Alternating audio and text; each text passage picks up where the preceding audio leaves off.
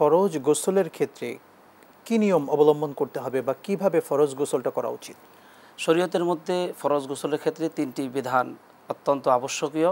তন্মধ্যে ১ নম্বর, অত্যন্ত ভালোভাবে কুলি করতে হবে, জি। যেটাকে আমরা বলি গড়গড়ার সাথে কুলি করা। ২ নম্বর, নাকের ভিতরে যে নরম জায়গা রয়েছে সেই নরম জায়গায় পানি পৌঁছাতে হবে। ৩ নম্বর, শরীরের প্রত্যেকটি অঙ্গ প্রত্যঙ্গ সুন্দরভাবে অত্যন্ত সুচারুরূপে এটা ধৌত করতে হবে। যদি আমরা এই ৩টি ফরজ সুন্দরভাবে সম্পাদন করতে পারি তাহলে আলহামদুলিল্লাহ আমাদের গোসলটা সম্পূর্ণভাবে আদায় হবে এবং এক্ষেত্রে অজুটাও কিন্তু এর মধ্যে চলে আসছে। সুতরাং এই জন্য ফরজ গোসলের পর অজুর প্রয়োজনীয়তা আর নেই নতুনভাবে। তবে এক্ষেত্রে শরীরে যে নাপাকগুলো থাকবে সেই নাপাকটা আগেই কি পরিষ্কার করে ফেলবে?